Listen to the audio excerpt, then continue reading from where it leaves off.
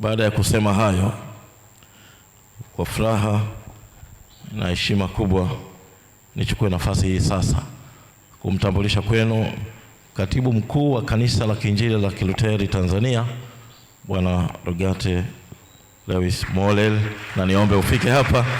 Naomba tumshangilie. Naomba usharika tusimame. Sharika tusimame tunapomshangilia kiongozi wetu wa kanisa anapofika hapa mbele kutusalimu. Karibu sana Katibu Mkuu. Tuna furaha kubwa kwamba Mungu amekujalia umefika dayosisi hii pamoja na msafara mzima uliofuatana nao. Karibu tafadhali. Naomba tukae. Karibu sana Katibu Mkuu. Asante.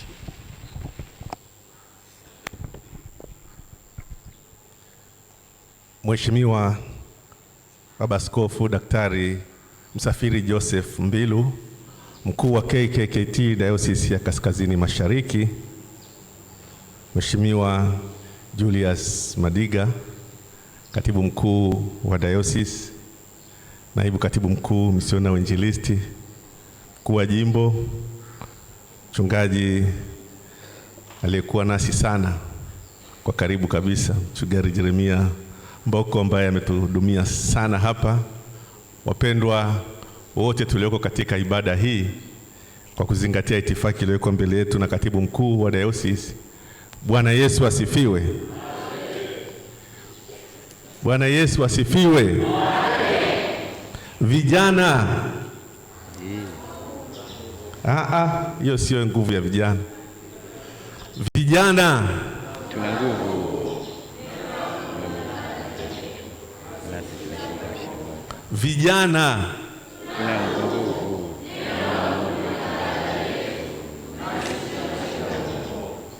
hao ndio vijana wanaofahamu wa Dayosisi ya Kaskazini Mashariki. Hongereni sana kwamba sasa ni mwaka wenu, mwaka wa vijana, na hizo nguvu ziweze kuonekana. Mheshimiwa Baba Askofu,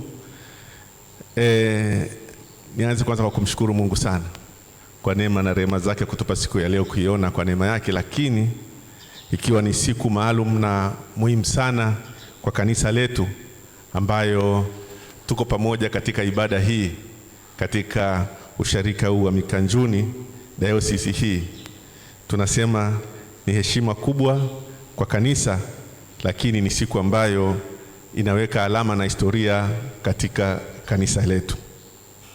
Nichukue nafasi hii mwanzo kabisa kuleta salamu kutoka kwa mkuu wetu wa kanisa, Baba Askofu Daktari Alex Gehazi Malasusa. Anafahamu tuko katika ibada hii sasa hivi na ametuma salamu zake nyingi sana. Salamu za shukurani kwa jinsi ambavyo mmeweza kubeba jukumu hili kubwa kabisa, kubeba kundi hili kubwa lakini maalum kwa kanisa, viongozi wa vijana wa kanisa kuja katika dayosisi yako, lakini kuweza kuwahudumia wakiwa hapa, na ametoa pongezi nyingi sana kwa jinsi ambavyo mmeifanya kazi hii. Mheshimiwa Baba Askofu, pongezi nyingi sana kwako binafsi, lakini kwa Dayosisi ya Kaskazini Mashariki.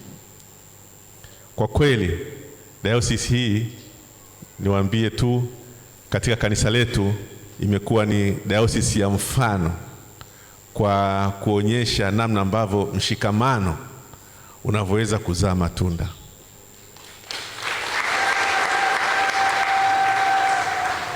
Tunakushukuru sana Baba Askofu kwa uongozi wako, lakini kwa wanadayosisi wote kwa jinsi ambavyo mmeweza kuonyesha hili. Ndani sio kwamba madayosisi mengine hayana madeni, msisikie huko kuko kimya, lakini dawa ya deni nyinyi mliona ni kulipa, na mkaamua kushikana tumalize deni ili tuweze kwenda mbele na kazi za maendeleo ya dayosisi na ya kanisa kwa ujumla wake. Lakini mkaendelea kufanya hivyo bila kuacha kuwa washiriki wazuri kabisa wa kazi za umoja wa kanisa. Meendelea kuonekana kwenye kazi za umoja wa kanisa bila kusita, na hii imeonyesha namna ambavyo kumbe kufanya kazi kwa umoja, ushirikiano, mshikamano na kwa maombi, yote yanaweza kwenda kwa pamoja bila kuathiri nyingine ambazo zinaendelea kufanyika. Mheshimiwa Baba Askofu, kutoka bilioni 7.6 ndani ya miaka hii tu mitano, sasa imebaki na bilioni 2.3, ni jambo la kumshukuru Mungu sana, na ni jambo ambalo linahitaji kwa kweli kuendelea kumtukuza Mungu sana. Na kama alivyosema Baba Askofu, miaka mitano ijayo tukija hapa tutaona mambo makubwa sana katika dayosisi hii, kwa sababu mtakuwa na nafasi ya kufanya na nguvu. Umeona mnazo nguvu za kufanya, na neno la vijana hili ambalo wanasema vijana wao wanazo nguvu, na neno la Mungu linakaa ndani yao, nao wamemshinda mwovu. Liwe neno basi la sio vijana tu, lakini neno ambalo likae katika dayosisi hii kwamba mwovu atashindwa na kazi ya Mungu itasimama. Nilete shukrani za dhati kabisa kwako Baba Askofu na uongozi huu wa dayosisi hii kwa jinsi ambavyo mlipokea ugeni huu mkubwa, ugeni wa viongozi wa vijana. Tunatambua kwamba vijana ni nguvu ya kanisa, wanahitaji kutambuliwa na kupewa nafasi ya kuweza kulitumikia kanisa lao. Wana nguvu, wana uwezo, na tunafahamu hilo. Kwa hiyo wanahitaji nafasi, na nyinyi mlivyoona kwamba wanakuja hapa, hamkusema hapana, mkafanyie kwanza kwenye madayosisi nyingine. Sisi tuna madeni, tunalipa madeni. Mlisema karibuni, na tukaja, na wakati wote hapa hatujapungukiwa kabisa.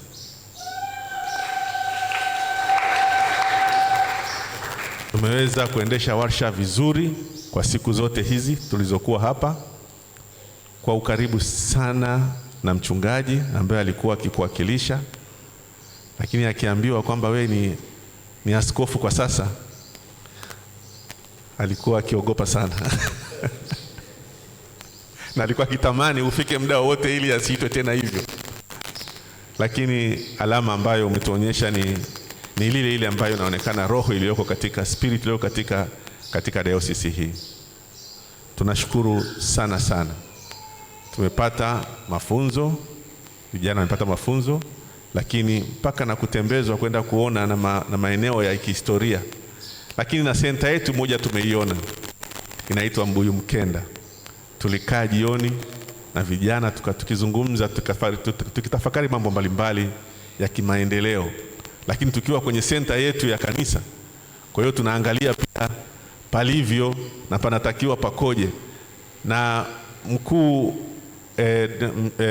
mchungaji alitueleza historia kwamba inatunza historia kubwa ya Uluteri wetu, kanisa la Kiluteri, lakini wana mipango mikubwa kwa ajili ya kuendeleza hiyo eneo ili iendelee kutunza historia, wakati ambapo inaingizia kipato kikubwa dayosisi hii na kufanya kuendeleza ustawi na uendelevu wa kanisa letu. Na hilo mimi naamini linaenda kutokea Baba Askofu, kwa jinsi ambavyo alielezea mchungaji pale. Tunashukuru sana kwa yote. Tulikuwa na mlezi pia wa vijana, Baba Askofu Daktari Cyprian Hilinti, ambaye tumekuwa naye mpaka leo asubuhi. Ameondoka alfajiri sana, usiku ameondoka kwa sababu ya majukumu mengine ambayo ni lazima aende kuyatimiza kule. Tunashukuru sana Baba Askofu. Baba Askofu ni mwenyekiti wa halmashauri ya misioni na uinjilisti na mawasiliano ya kanisa letu. Kwa hiyo hapa tuna Baba Askofu ambaye ndio mwenyekiti wa halmashauri, tuna naibu katibu mkuu wa misioni na uinjilisti na mawasiliano ambaye anatoka dayosisi hii ya kwetu hapa. Tamtambulisha baadaye kidogo. Baba Askofu, vijana wana meseji zao, zitafika baadaye kwako mwenyekiti, ili uzifanyie kazi, maana idara ile, kitengo cha vijana kiko ndani ya idara hii ya misioni na uinjilisti. Lakini kipekee niseme nilivyoona ibada hii ya leo imedhihirisha kabisa lile ambalo linasemwa siku zote: ukitaka ufurahi kwenye ibada, uje usali kaskazini mashariki.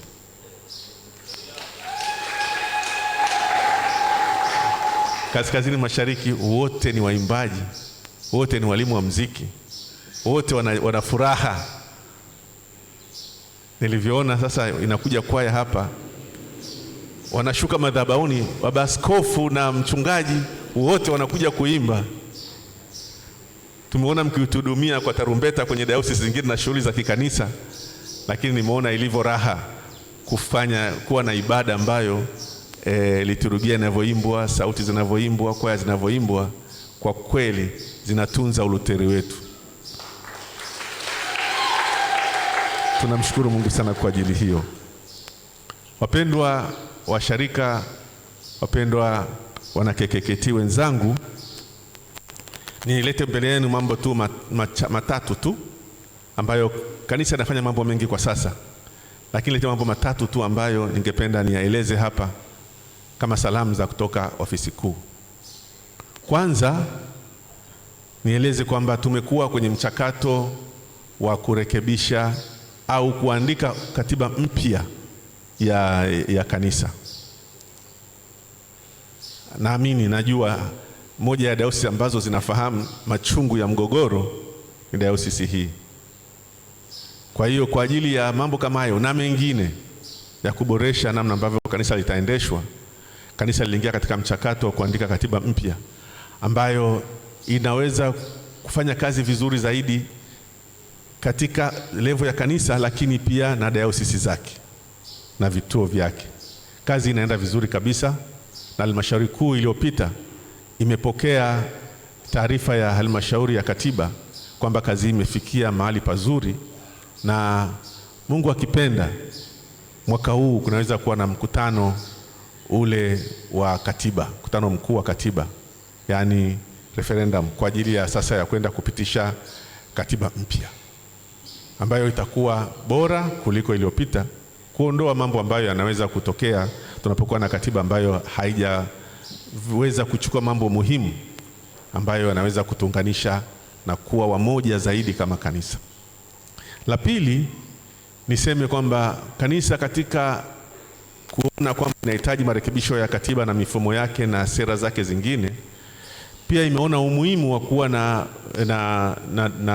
jukwaa la kidigitali la kanisa ambayo inaitwa KKKT Digital, ambalo hii sasa inaendelea kutuweka pamoja zaidi.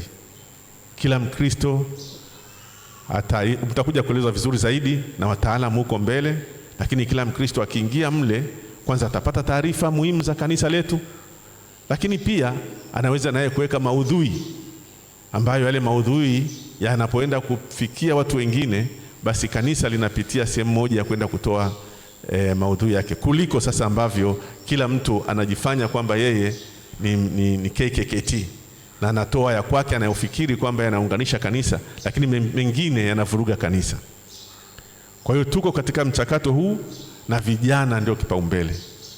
Jana tuliwaelezea kidogo, lakini bado watapata maelezo zaidi na jinsi ambavyo watashiriki. Vijana mshiriki kutengeneza maudhui ya kuingia kule. Pia kwa vijana, hii ni sehemu ya pesa ya kipato, kwa sababu ukiingiza maudhui kule, yale maudhui unayotengeneza kuna kiasi cha mapato ambacho kinarudi kwako, lakini kanisa linaweza kupata mapato kulingana pia na hili, na mapato yale yatatumika kwa kanisa lote, ofisi kuu ya kanisa pamoja na ambazo kitarudi katika dayosisi zetu.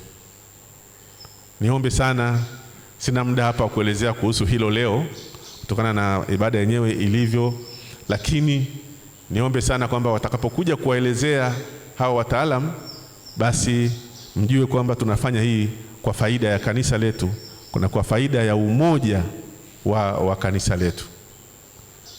Na leo tutaona kidogo matumizi yake kwa kidogo sana, kwamba vijana wana ukurasa wao kule, lakini kutakuwa na tukio la kutakuwa na tukio la kufungua eneo ambalo watakuwa wanajiandikisha kwa ajili ya kongamano la vijana la mwaka huu mwezi wa 8 kule Dodoma. Tunaweza kuona matumizi ya hiyo, lakini ukiingia kule utapata maarifa mengi. Kuna mambo mengi ambayo utayapata kule ya kiroho, lakini pia ya kijamii, afya na elimu mbalimbali, hasa ikiwepo elimu hizi za kidigitali. Katika hilo la kuimarisha umoja wa kanisa na mshikamano wa kanisa, niwashukuru sana Dayosisi Kaskazini Mashariki. Mwaka jana kanisa tulianza katika maadhimisho ya kuzaliwa kwa kanisa letu, tulianza mwaka jana kuwa na KKKT Marathon. Na mwaka jana tulifanya tarehe 19 mwezi wa 6 pale Arusha. Nawashukuru sana Dayosisi kwa sababu mlishiriki kwa wingi sana katika KKKT Marathon. Kwa kweli KKKT Marathon inalenga kuleta kanisa pamoja, kujenga umoja na mshikamano kama kanisa lote, kama kanisa zima katika nchi nzima. Lakini pia kupitia hapo yale mapato yanapatikana, tushaondoa gharama ile inayobaki ni kwa ajili ya diakonia kwa sasa. Wakati mwingine tutafanya kazi zingine, lakini sasa hivi kwa ajili ya diakonia. Kwa hiyo mwaka huu imeangalia masuala ya afya, bima ya afya kwa watoto wale ambao wanaishi katika mazingira magumu, zile familia, lakini pia na shule ya viziwi kule Njombe, kujenga darasa la kidigitali la kuwafundisha wale watoto ambao wana ulemavu wa kusikia au viziwi. Tumeona wanajifunza katika mazingira magumu sana, ya kizamani sana, wakati kuna mazingira mazuri ya kidigitali ambayo akifundishwa nayo ni rahisi kuelewa kwa kutumia picha na digital na hizo system zingine, mifumo mingine ya kidigitali. Kwa sasa, Mheshimiwa Baba Askofu, naomba kwa sababu ya muda nieleze tu hayo, na niombe sana ushirikiano wa dayosisi hii ambayo imekuwa mbele sana kwa ushirikiano katika mambo ya umoja, ili tuweze kujenga kanisa letu lenye umoja na mshikamano kama inavyoonekana mshikamano katika dayosisi hii. Najua inawezekana. Mungu na atusaidie. Basi naomba nilete utambulisho kwa kifupi sana wa wale ambao tuko pamoja nao katika timu hii kubwa iliyokuja hapa katika dayosisi hii hapa ya Kaskazini Mashariki kwa ajili ya kuwaleta viongozi pamoja, kujifunza na kutafakari, kuona jinsi gani viongozi hawa wanaendesha mambo ya vijana kule waliko kwenye dayosisi zao, lakini kuna madhaifu gani, lakini wanafikiri nini kuhusu nafasi yao, wanaitumia vizuri, lakini je, wanapewa nafasi vizuri? Tafakari ya pamoja tumefanya na tumeona yale mambo ambayo yanatakiwa afanyiwe kazi.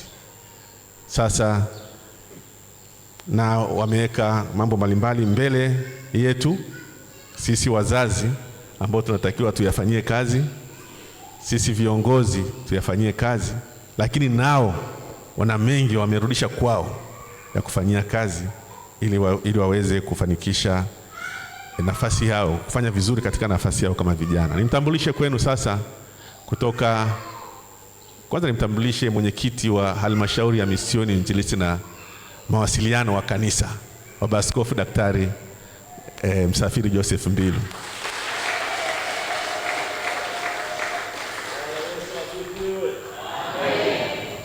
Na ana nafasi nyingi sana. Sema saa zingine ameomba tuziondoe. Anasema sasa wapewe na wengine jamani, ili tugawane, zimekuwa nyingi mno kwa ajili ya umahiri katika kutimiza kila wajibu ambao anakuwa ameuchukua katika kanisa. Nimtambulishe kwenu naibu katibu mkuu wa idara wa misioni na uinjilisti na mawasiliano wa kanisa la Kiinjili la Kilutheri Tanzania, Mchungaji Godfrey Walalaze.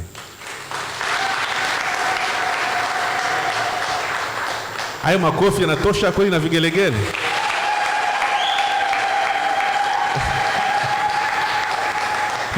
Najua lazima mfurahi kabisa, si ndio? Kwa sababu ni mtoto wenu wenyewe, au ni kijana wenu mwenyewe, au ni baba yenu, au ni kwa vyote vile ametoka katika dayosisi hii. Lakini nimtambulishe kwenu mwenyekiti wa vijana wa Kanisa la Kiinjili la Kilutheri Tanzania, Bwana Anania Ndondole.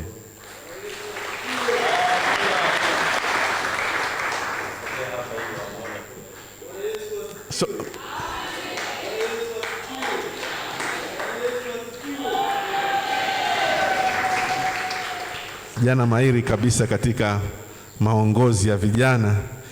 Nimtambulishe kwenu mratibu wa vijana wa Kanisa la Kiinjili la Kilutheri Tanzania, Mchungaji Frank Mng'ong'o, Frank Maxson Mng'ong'o. Karibu mchungaji.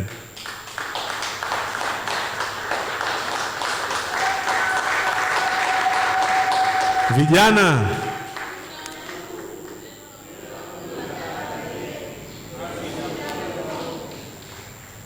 asante sana. Makamu mwenyekiti wa vijana yuko wapi? Amekaa kule.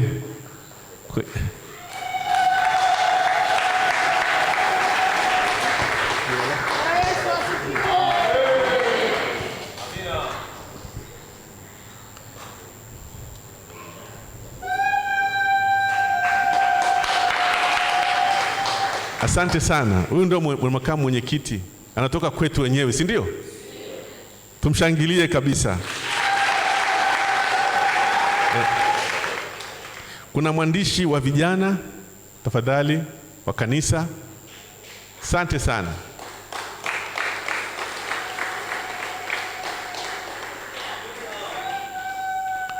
Hebu naomba wale wote vijana waje huko mbele. Wale wote ambao walikuwa, kwa sababu naona kwa namna kanisa lilivyokaa, mkisimama mliko, kuna wengine watatoka hawajajua kama. Naomba wote wale mwenyekiti na wote na wale wenye viti kutoka dayosisi zote msogee hapa mbele ili mpate na picha basi na baba askofu. Ni muhimu sana hii picha ya kumbukumbu kabisa.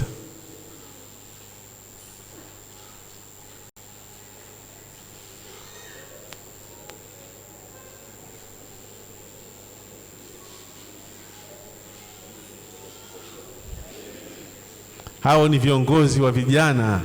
Tunao wachungaji kadhaa, tunao wenye viti, tuna waratibu kutoka dayosisi zetu zote za kanisa. Ni neema ya Mungu kwamba wanatambua wajibu wao na wanataka kumtumikia Mungu tena kwa nguvu zaidi na kwa kasi zaidi. Wengine sio vijana, tutasema mbona kama namuona yule sio vijana, lakini ndio mlezi, ndio kiongozi wa vijana katika dayosisi, si ndio? Mungu anachagua watu wake ili waweze kumtumikia kwa nafasi mbalimbali kwa wakati sahihi. Basi naomba wale wenye viti wa vijana wanyoshe mkono kutoka dayosisi zote. Hao ni wenye viti, wasimamizi wakubwa kabisa katika dayosisi zao. Lakini tunao waratibu wa vijana, naomba wanyoshe mkono.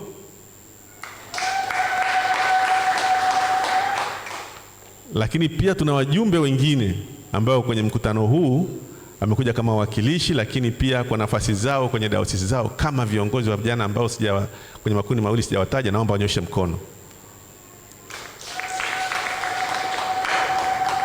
Asante sana. Basi picha tayari Basi naomba tuweze kurudi.